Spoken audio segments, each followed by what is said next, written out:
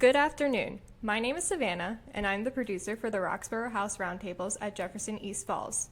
Each episode is recorded and later posted on our YouTube channel for those who were not able to make it to the live event. They are also aired on the first and third Sundays of each month from 8 a.m. to 9 a.m. on G-Town Community Radio 92.5 FM WGGT. For today's roundtable, we're talking about the stigma with periods and reproductive health. Our hosts, Nini Rayo and Hannah Shapiro, will help us dig deeper into why this is a taboo topic for our society. Go ahead. Good afternoon, everybody. So my name is Nini. I am a professor of chemistry here at Jefferson East Falls. And in July of this year, 2023, there is a research paper published in journal BMJ, and is on an assessment of menstruation product using real blood cell. Mm-hmm. And this is the first of its kind. It makes you wonder, why are we still not be able to talk about menstruation in today's age? I would like to introduce my co-host, Hannah, and then do you want to talk about your experience about periods? Yeah, sure. So obviously there's a lot of stigma around talking about periods, but I actually think that I have a really, luckily, a unique perspective on it. So I grew up, when I was young, I was actually a synchronized swimmer. Until recently, that was an entirely female-dominated sport. And so what was really cool is because I was just surrounded by girls and women, your coaches are female, the other athletes are female, I actually experienced absolutely no stigma around period products because it was just so natural to talk about this when your whole team, is getting their first period in like the same year. Everybody's very free and very open. It's actually really cool because I now coach the team that I used to swim for, and the details they tell me, like excessive in-depth details about what is going on, I'm like, I support you, but I did not need to know all of that information. So I feel like I'm really lucky in that I got to experience kind of the opposite, where there was absolutely no stigma and everybody was just really open about talking about menstruation and reproductive health and all of that kind of stuff. And I feel like that's how it should be, and so then it's really frustrating to, I guess, interface with the rest of the world and be like, hold on, why are we not here yet? So what are your experience growing up talking about periods, and what it was like to have that discussion with your peers or your family? I never really had a conversation with my parents. My mom wasn't really in my life like that. So my dad, I grew up around a lot of men. So my younger sister ended up getting her cycle a month before I got mine. And I seen the way they treated her differently after she got it.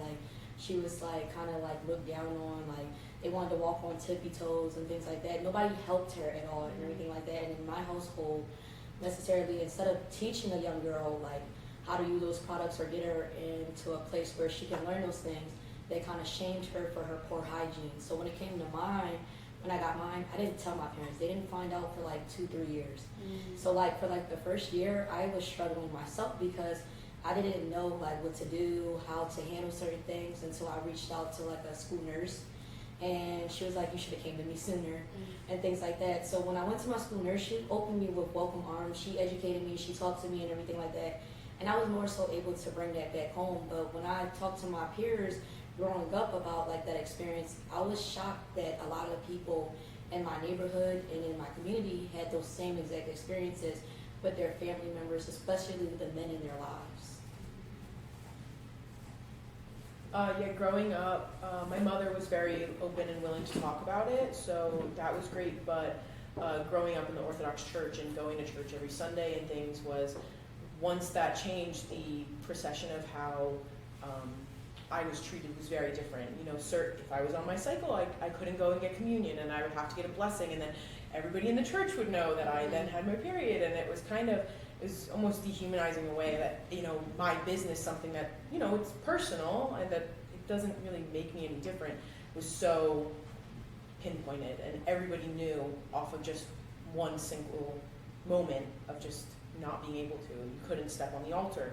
There were so many minute little details that I had to learn at 12, 13 years old, just because a natural process that I couldn't do what the rest of my congregation was doing But my mother was very helpful, like educating me, as well as my school. We did menstruation class. We had an inner health class for like a day or two. They sent us home with a little care package. So my school actually did a pretty good job of helping. I think for the girls, the boys was a different story, but they separated us into groups as they normally do. But definitely the church was definitely more of a bad experience. My experience was a lot similar to Diamond's actually. I think I was 12 or 13 when I first started, and I didn't tell my mom for like a year probably because I was so fearful, because I didn't really have a grasp of like what it was or like what exactly I was experiencing. So I turned to the internet and I learned like a lot from the internet rather than going to my parents, because I didn't really feel like that security with them, because it is something taboo to talk about.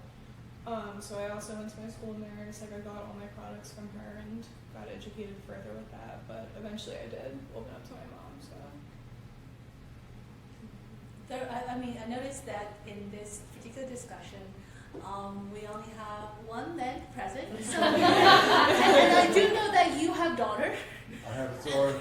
And then, so Well, we talked about this many years ago in the Yes. first version of this, and how I left that up to my wife to deal with, and that was a mistake.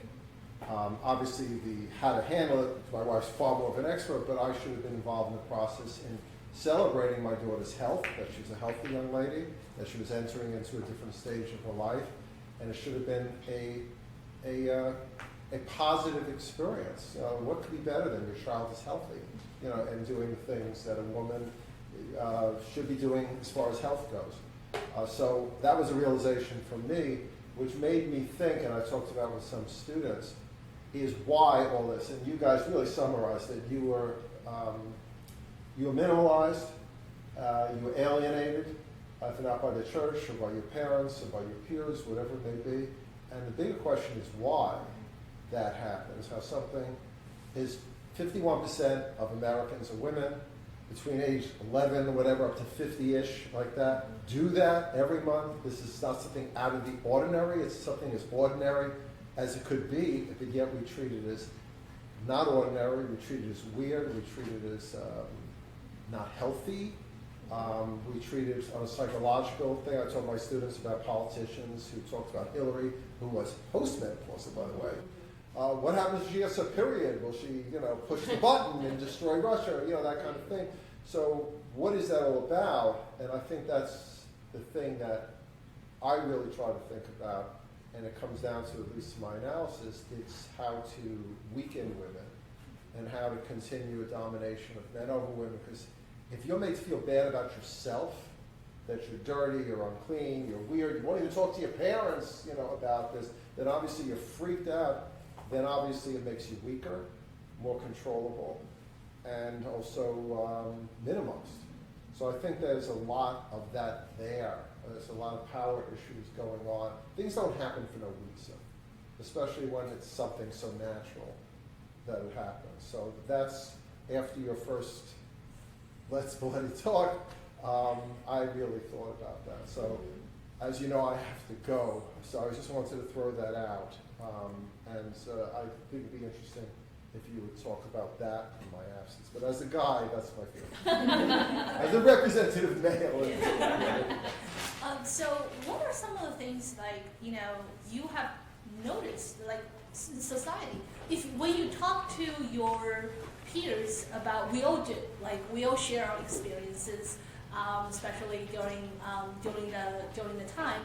And have you noticed any change in terms of attitude among your friends or your family member as time progressed? They are more open to talk about this, or is this still something that's taboo? I could give you an example. One of my dear colleagues, I think the first series of Let's Bloody Talk was 7 years ago, and when I first proposed this idea with one of my students, and I told her about it, and she was like, no, I don't want to talk about it. It's very old Catholic tradition, and she's just like, don't get me involved. I don't want to talk about it. So today I said I'm going to use you as an example. She said good, because I have not changed my mind. I don't want to talk about it.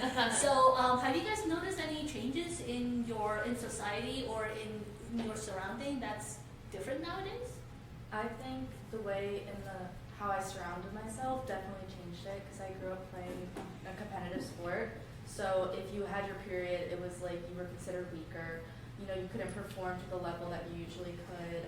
Our shorts were white for when we played, so we would skip our periods all the time, and it was like almost like a benefit. Like we were like actually like very like thankful to skip our periods.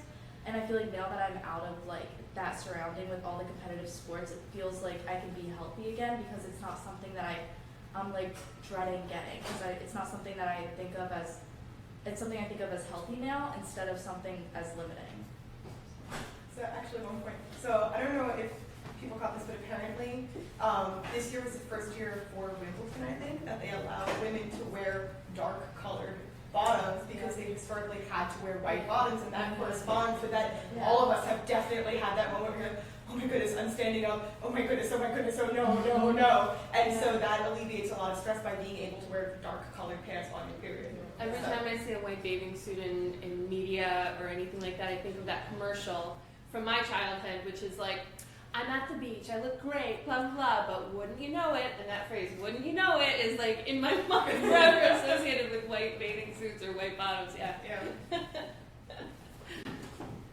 I mean, I feel like I had a very positive experience with things with my family.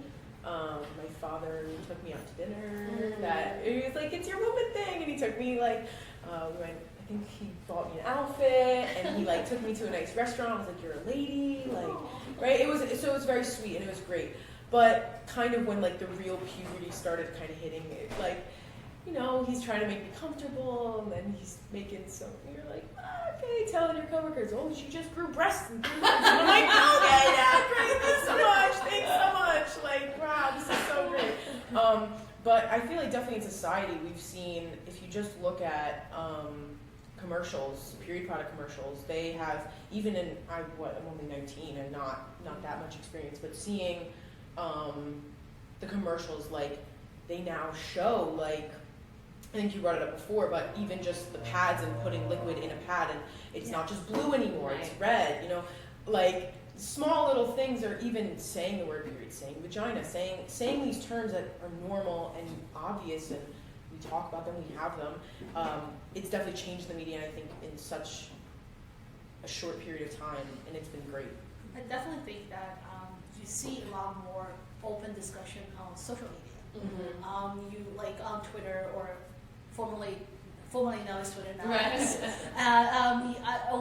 One of the things I love reading about is when women start sharing their experiences during period, and then you see the number of likes just go shoot up. So what are some of the experiences, like what is your most memorable experience while having periods? I'll start. I teach, obviously, in front of a lecture, and I will be in front of students, and there will be days where I know I'm bleeding through everything, because I cannot stop in the middle of my lecture, and I am very grateful, just like you all had experienced. I'm wearing black. And so I'm just like, yes, it's fine, I will be totally fine, and that was like, I shouldn't say it's a regular occurrence, but it has happened definitely a few times where my face, just changed in the middle of class. All right, just have to push through. And what are your experiences, like things that's funny, things that are, Well, this is like actually like something that was so hard for me to talk about, because I was so young. I was at the tournament, and I was putting in a tampon for the first time, and I didn't lock the door. And yeah, somebody walked in. It was a boy my age, and it was at Hershey Park. And I remember just like being terrified to use a tampon ever again, because ever since like when I had my period, I was like so paranoid about like no one like seeing me, and like because it is a very personal thing. and especially the first time I had to do it, like I had that personalness taken away. It definitely screwed with my head a little bit. So I know a lot of people, they'll use pads before they use tampons, that whole process. And I remember I got my period at 11, and it was summertime, so we were swimming and everything, so it was like tampon, straight ahead. And I remember a friend of mine who was younger than me from a more traditionally Catholic family was like horrified that I was using tampons. She's like, "You're not a virgin anymore. Like you're compromised." Like but it was one of those things. And I said to my mother, who was a nurse and who was very open and everything, but that was something where it's just like the fact that it was summertime, the fact that it was like now I have all these other questions about sexuality, which has nothing to do with menstruation, and what does that have to do with all of it? So it sort of like amplified all of these issues and kind of tied them together in a way that ended up being super weird and probably not the most healthy. Your story makes me think I feel like we conflate a lot of times Absolutely. reproductive health and then sexuality and everything that comes with that, and that makes it even more difficult to then talk about, because especially when you're young and you're getting your period for the first time, you don't really know what's going on for any of that, and so that just adds to the stigma and adds to the discomfort and adds to the confusion, and then you feel uncomfortable talking about it. And so that I think that also probably links to why we still have so much taboo and so much stigma when we talk about these things, is because we artificially link other concepts and other topics that really are not related. Yeah, go ahead. Like, for example, I understand I wouldn't say normal people, but like for the general people, right? When a woman gets her period, you get like normal the birds and beats Right. conversation, right? Okay, that makes sense. Okay, I guess a little bit.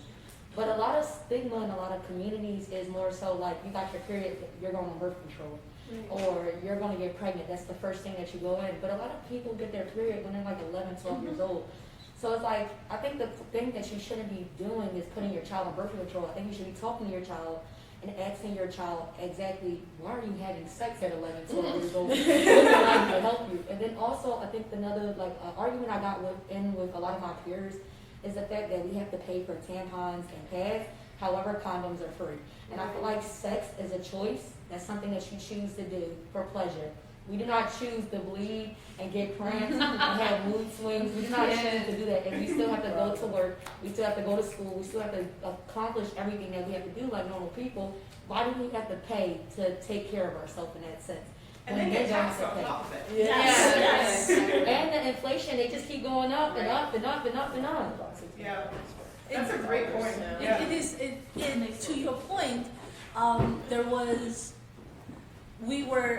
was at a pharmacy one day and picking up medication, and there was a couple like picking up one for Viagra, the other one is like birth control, whatever, and the Viagra was like free. The birth control you have to pay for. And then the pharmacists and I look at each other after the whole thing was done, and then she and I both, we didn't say anything, but the look on our face was, this is so not fair. Mm-hmm. Like, we had to fight for, as women, we had to fight for our, almost like health. Like, we had to argue with the insurance company. We had to find ways to pay for our products. Mm-hmm. And so I think Scotland just made menstruation product free of charge for everybody. I think you just mentioned today a little bit about the pink tax. Yes. Yeah, so certain companies that sell menstruation products have started, I don't remember what it's called, I'm so sorry, but they started reimbursing you for the pink tax. Mm-hmm. So there are certain states, I think recently a lot of states have repealed the pink tax, not all of them though, and so in response to this, a lot of period companies, especially ones that offer reusable period products, like cups and discs and like period underwear, say send us a receipt and we will reimburse you for the pink tax. That was charged in your state. and it's funded by those companies themselves. But still, a little ridiculous that it has to be funded by the companies who are selling you this item to be able to give you, that tax back. That's a little ridiculous. But still, I guess an example of like a step forward, small step forward in the right direction. So since we started with this research paper on period product, just out of curiosity, because they actually evaluated tampons, pads, menstrual cups, discs, and period underwears, right? So this is a very small survey. What is your product of choice?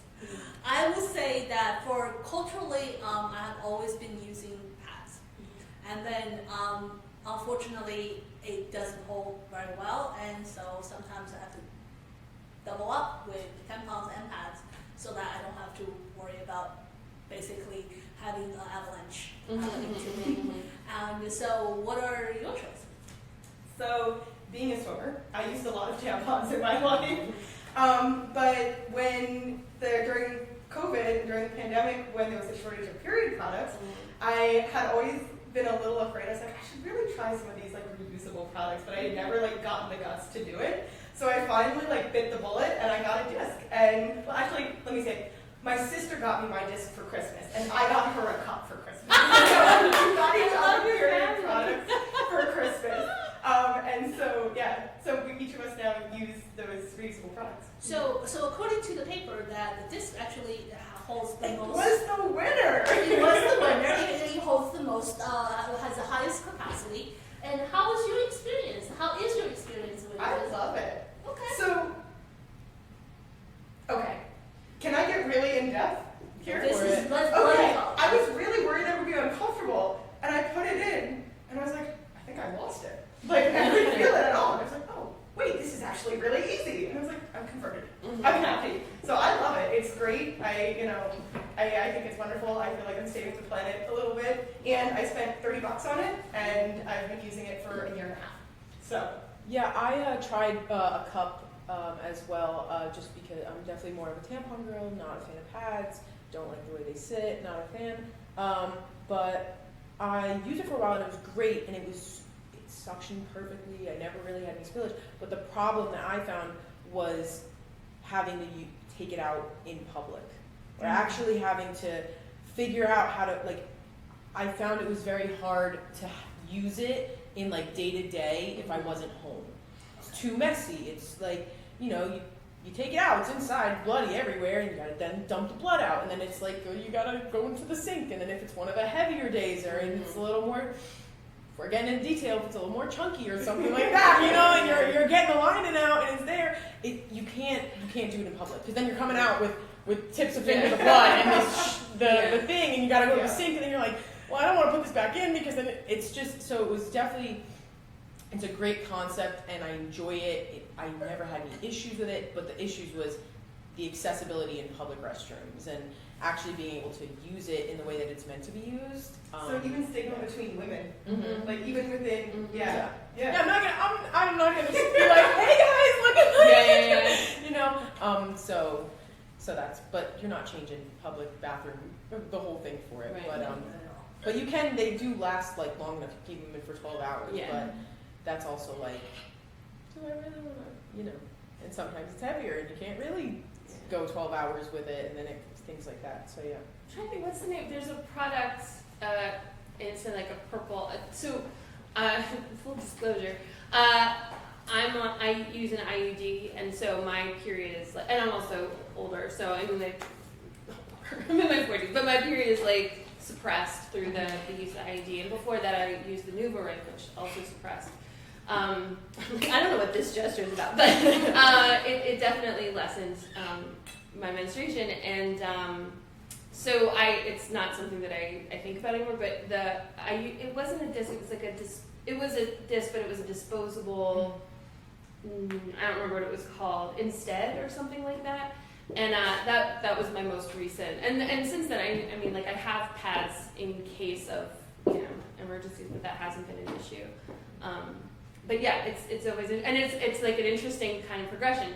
So again, like I had my first period in the middle of the 80s or the later 80s, And then tampons and pads were bigger and grosser and weirder, and like the whole Tampax with the cardboard, you know.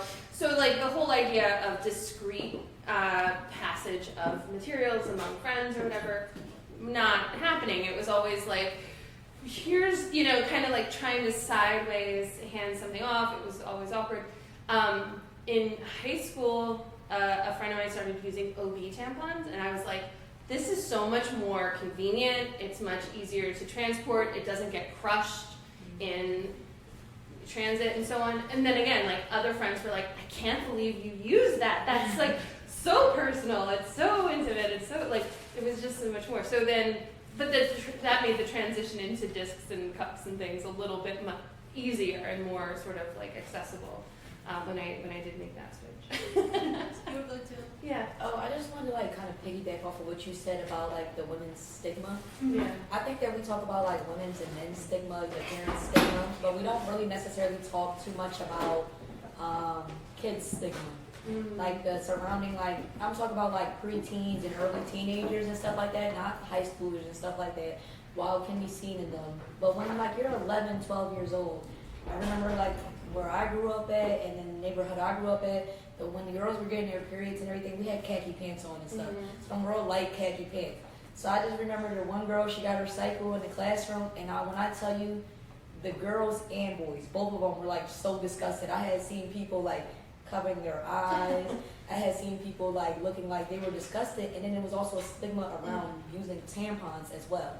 The boys seen the girls as like not holy or not good enough because they were using tampons, and the girls seen the girls as that used tampons at the time as, I guess you could say, sluts, or like they're sexually active. Mind you, these are 11, 12-year-olds that we're talking about. So it's like in a time where you're most vulnerable and everything like that, you got these different stigmas, all like these different variables in your life. You don't necessarily just have one.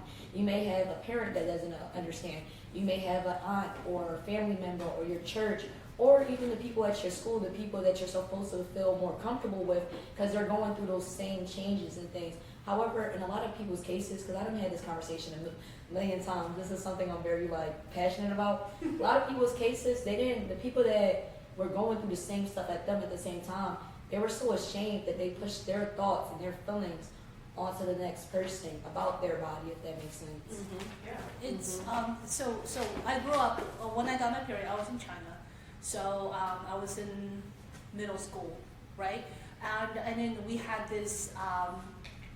It was like you definitely hide all the products that you're supposed to use, and then we didn't have we didn't have tampons. We were not like at that time. We just have to use pads, and even that was fairly new. And then the teachers and everybody will give you instructions, but it's always whispering down the line. Like you're not going to let the boys know what's going on, and it's always like very separate. And then we always like we would huddle and talk about the changes and then what we need to do. And then there was at least when I was there like a market, you know, during the time where who has what. We all knew like who to go to and then get products. But it was not. I mean, you don't really talk about this whole experience with just anybody. So and then as preteen and then teenagers, we, you know, in middle school we definitely had that. Like we were kind of afraid of even mentioning that. It's like very hush hush type of a deal. Even though it seems like juvenile in like grade school and middle school to not have those conversations, like it bleeds into adulthood. Oh, and I think absolutely. what some people do, and it's like, I think even for some people it's viewed as like a maturity thing, but it is a stigma thing. I think because it's like those conversations need to be had. So one of the phrases that words keep coming out of this discussion is the church, right? Church does this, church does, like, you know, we are not allowed to go to the church. We're not allowed to go to the, you know, to get communion and whatnot. Do you think that the churches, I'm gonna say themselves, have kind of built this taboo from like for women over the years, so that it's almost like institutionalized in the sense that this is something that we don't talk about. I think it depends on the church you go to.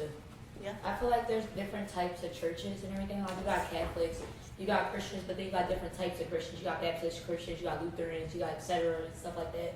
For me, my parents tried to raise me Catholic, then they switched to Baptist Christian and everything like that. But I found the Lutheran church on my own.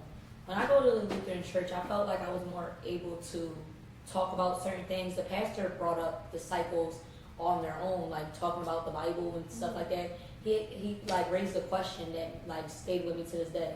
Why is it okay for us to talk about violence? Why is it okay for us to talk about when we shed each other's blood, but something that is literally the creation of life? The reason why women, when they start their period, that's when they're starting like their fertilization. So he's saying like, that's the beginning of starting someone's life at that point. Why is it shamed upon? Why is it looked down upon when we talk about these things? When women and men were put on this earth in God's words, in the Bible itself, to procreate. So if that's a part of the process of procreating, why are we shaming women when we should be celebrating them? So like for me, when I switched to that church, it was also other reasons as to why they marry gay people, etc. But like when I was talking to them and everything, I think that they aligned more with my beliefs and my wants. However, when I done been to a lot of other churches, I think it depends on the place you go and if their morals and like this stuff lines up. If you say you don't agree with everything Donald Trump believes in or his like things that he want to go for, would you go vote for Donald Trump? Would you go to one of his rallies and support him? No, you would go vote for somebody that lines up with your beliefs and morals. I think the main problem is a lot of people be in predicaments or places in like any situations that don't fit with their morals and beliefs, so they make them look down upon and like kind of weird. Don't get me wrong, I'm not saying that these Catholic churches and these Baptist churches, their beliefs are right. However, after you realize they're not right for you and everything, you should leave. But a lot of the times with kids and preteens and when you're going through that vulnerable time, your parents tells you to go to church. They make you get up on Sunday. They bring you. So it's more so something that you could switch maybe in like early adulthood, like late teens, early adulthood. That's what I did. I think you bring up a really good point that you're entirely correct biologically speaking. The ability to reproduce starts when you are able to menstruate, and so I think that's also why we have this conflating or this connection between menstruation and sexual activity, which really, yes, they are related, but at the same time, like you said, they should be discussed separately. They're not the same issue, and just because you're 11 and you got your period does not mean that you are immediately going out and having sex. And so I think that especially if you're looking at a religious context where in some organized religions the regulation of sexual intercourse is really important, and so because menstruation is so linked to that, and then it's just easier to continue your narrative, to suppress all of it. And also another thing that I when I was listening to everybody talk, it seems like, well, if you don't talk about it, then obviously the problem goes away, right? It's like, no. The problem, these issues don't stop. Women or individuals who menstruate do not stop menstruating simply because we don't talk about this issue. And so that also creates this problem, this fear of like, I can't talk to an adult or I can't talk to my peers because, nobody talks about this. And so that kind of exacerbates the problem as well.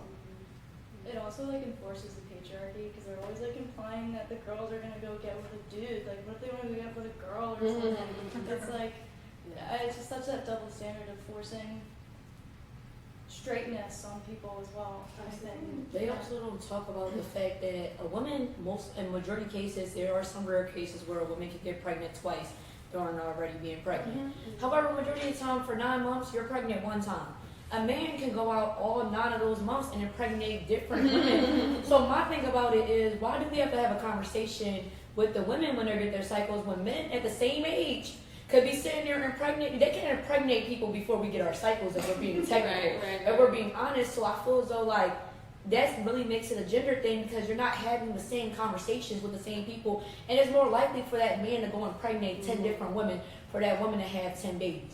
Like let's just, if we're being realistic and we're being honest, that woman got to carry that child for 9 months. That man could go and, like, I guess you could say dump, and like 20 plus different women during that period of time, and then by the time that one child born, that man got 20 plus babies.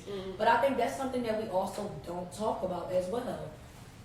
It comes to that, is, again, that link between sexuality and the physiology, right? And then I agree 100%, and probably that might be the next episode of Let's Bloody Talk. Let's talk about this discrepancy, how we really describe, like, what's the responsibility of men versus women in terms of reproduction, right? And that'll be another completely different topic. Anybody uses, I just, out of curiosity, because I'm going back to the manuscript, the research, does anyone use the period underwear? Sometimes? I've talked a lot. Would you like to share your thoughts on that? I don't know. I feel like it depends on the brand you get it from. You get so many different products, and it can become really frustrating to search for what you actually want and need. And I feel like with what I have, I only use it for the end of my period. So when I'm light and stuff, and I don't want to leak, but I would never use it when I'm like heavy flow, right? Because the reason I say is that actually period underwear, according to this study, holds the least amount of blood. So what's your experience? I just use it in addition to a disc, so more just as like catch at the end. Okay, all right. But to your point about what product do you use, so I did a lot of research, and it did take a long time to figure out like what product that I wanted to buy.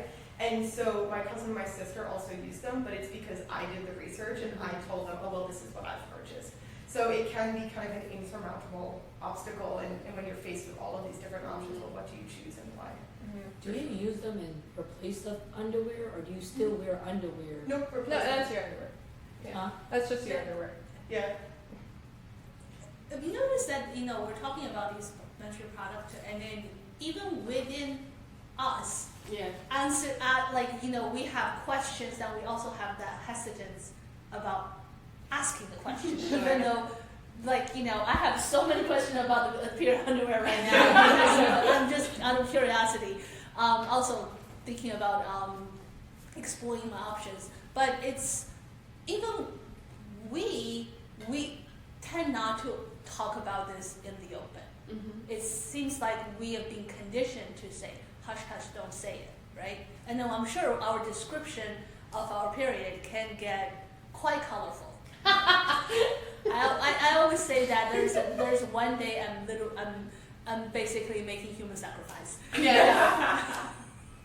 I have to say that those conversations are important because now I'm going to go use a disc, and I think that's why these talks are super important. Is because like this isn't a conversation that I would just go have in Canbar to anybody about it. So it's like I think I would be like, hey, like what do you use? So this is like great, and it's a great outlet to share. Yeah. I think that it allows us to be able to ask and answer questions in a very comfortable, setting. As in, but you may not be able to. I mean, if we were to have this conversation in Canbar, I'm pretty sure will be looking at us thinking like we are crazy, but we are not. But this is still, it should be a normal conversation. We shouldn't be crazy for talking about it. Yes. Period. We're talking about Period. something that's Yeah. And like going back to products, like most of the tampons and pads that are offered to us have so many chemicals in it and like other stuff that isn't supposed to like mesh with us. And the organic stuff that we do find are like lying. So it's also so hard to pick that perfect product that has no harmful chemicals or residues or anything. Have any of you guys used because my experience with my tampon the first time, which was horrible, I used a paper tampon, like The paper applicator? Like what the nurse gives you? the ones that, because I said I went to my nurse to talk to her, and like the paper ones, from what I've heard, like they're prone to infections and stuff like that.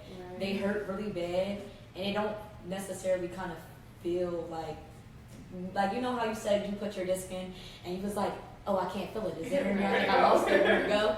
It wasn't that feeling. You knew it was there. It didn't feel right. It was like something that was out of place necessarily. But then when I switched to like more so the other ones that they have, Like the plastic applicator? yeah, the ones that are a little bit more expensive and stuff like that, they work a little bit better. However, like some of the other things you guys are telling me, like you got me thinking about that disc right now.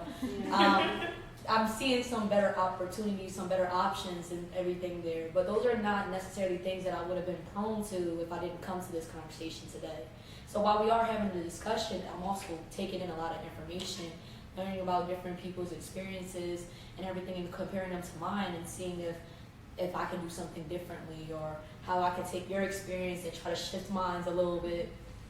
So I will say for a lot of those reusable products, whether you're using like an OB tampon, which is not reusable, or a disc or a cup, I think the other thing too is they can be really scary because you've got to get real up close and personal with your own anatomy. And when you are 11 years old and there's already stigma about all of your genital area, it can be really uncomfortable to do that and to think about that and to talk about that. And so that's probably also why it took me so long to kind of make that step and make that jump, because it was like, it's going to get real intimate down there real quick. I think that they're, like, again, those paper applicators are what I grew up on.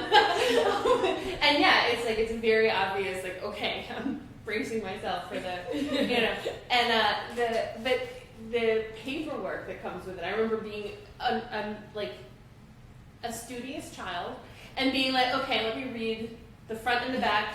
And there's like the picture is like someone standing with one foot up. It's like a whole like, who does, I mean, it was like a whole thing. I was like, okay, I'm doing this wrong to begin with. And then you get to the toxic shock syndrome warning, which is, I mean, terrifying. And then you're like, wait. So now I know, again, like this can't, 4 or 5 hours, whatever, like there's a limit, everything has to happen within this time frame. And I remember when I was, out of college, but talking to a friend who had just discovered the concept of toxic shock syndrome. And this is a dude, he was like very concerned for like any tampon users in the vicinity. He's like, do you know about this? Have you heard about this? It could kill you. It could kill you. Are you still like, and it's just the fact that there is this sort of this danger that we're all sort of like, yeah, it's fine. Like, it's just there. It's just like a warning that we ignore, that we carry on living around. Like birth control? Exactly. There's so many of these like warnings and things and side effects and dangers that are like embedded in everything that we do. And I just thought that was so funny because like by the time I'd had this conversation with him, I'm like 10 years into my own tampon using journey. And it was just like, yeah, I guess I glossed over that once I got over my own initial horror at like the potential. But yeah, there's a lot that we just accept. Yeah. And like going back to the cups and discs, I feel like that is the most like sustainable and cleanest option. Mm-hmm. But I did try the cup. It scared the shit out of me. I like couldn't get it out for like 10 minutes. I was like, oh no, it's stuck forever. And I had like acrylics on, so it was even worse. I didn't want to puncture it or anything. So that kind of like scared me off. And I'm like, okay, back to tampons. So even though that is the like most sustainable way, it's so difficult to get used to it and to clean it, and it's just so much more steps to work on. I mean, sometimes you just don't have time for that, or it just doesn't work out in that moment. Yeah. So we obviously this conversation is we could go on and on for hours. Because today here we had one representation from the other sex, and then he probably left. And if you were to have any advice to our for people who couldn't be here and who wants to be supportive of this conversation, what would you say to them? I think put yourself in their shoes. I think, especially for men, the thought of just bleeding every month, I mean, being a 10-year-old and going to the bathroom and seeing your underwear full of blood is a terrifying experience. It's like, what does this mean about my body? And if you have a support system, it's great. If you don't, it's a lot more to navigate by yourself. But I think simply putting yourself in other people's shoes gains a new perspective that you can't get if you don't experience it yourself. So I think maybe thinking what the emotions are each month when this happens to you, or if you don't get it each month, is also terrifying in and of itself. But yeah, Another topic. Yeah, no, it's fine. But yeah, just putting yourself in their shoes and being like, what is this experience actually like? And maybe not just judging it right off the bat and being like, ew, that's gross. But it's something that our bodies just do. Like farting, you fart, it happens. It's not a gross thing. I think just simply destigmatizing it in enough, like by yourself, is the first step. I would say I agree with what she said. However, I feel like action speaks louder than words. So I feel like men should conversate with the women in their lives, their moms, their daughters, their aunts, their sisters, and things like that, and kind of get a first-hand experience from those people so that they can educate themselves better. Instead of, like, it's easy to say, go educate yourself, go look it up on Google, and go do this. But like, if you hear it from your mother, the one that raised you, or if you hear it from your sister, probably like your best friend, or if you hear it from your daughter, the person that you raised, that's a part of you, and things like that, those personal experiences, if you don't be changed by that, then you might not just be human. But I feel like you should go and talk to these people, understand their pain and everything like that, because it's easier said than done to put yourself in another person's situation, because at the same time, we do not have the same reproductive system. We don't. So it's kind of hard to imagine bleeding out of your penis versus a vagina. It's kind of harder to imagine that, if I'm being honest. It's kind of hard to imagine the type of pain that they never had to experience. Because a lot of men, there's a stigma around women being dramatic when it comes to their cramps and periods and stuff like that. So if you go tell a man put yourself in my shoes and everything, a lot of the times they think that we're being dramatic and everything. So what I would just say is just talk to the women in your life.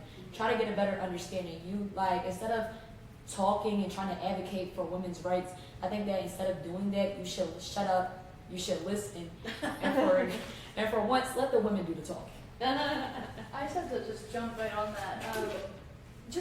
Men need to just mind their own business. And I know that's just what it boils down to. I was at work, I work as a building manager at Canmore, and my two coworkers were talking about how they got their periods yesterday, and how their boyfriends kept asking them if they were getting their period, if they were doing this, oh, is it coming? And they were talking about how it's a casual conversation they have with their boyfriend.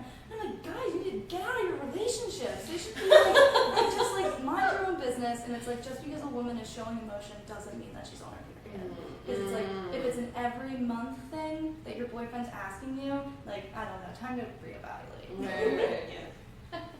I feel like if you're starting your period or you don't fully understand it, I feel like we should keep asking questions.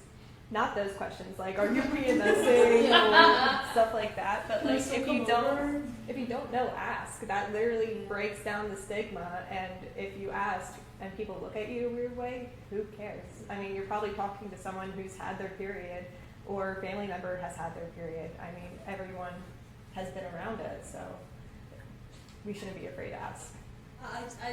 I see these videos on social media about the period pains. Yes. I think every man should at least experience it once, because the way that the women and men handle the same level is astonishing.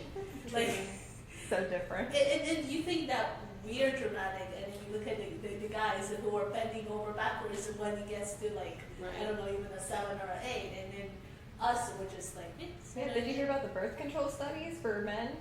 They had to stop it because they were too moody. Wait, really? Yeah. So they were sorry, we can't get these out. They were too moody. They got a little crampy. So we're gonna go back to the drawing board. That's fascinating. talking about. I think that will be the next episode. Let's put it on the double standard of even Birth control. Yeah. Completely. All right. Well, it looks like we are out of time.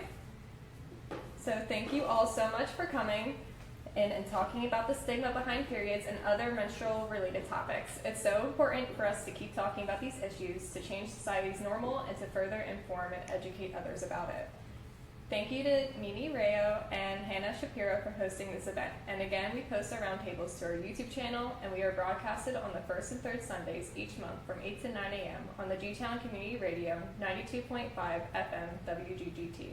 Thanks for listening and have a great day.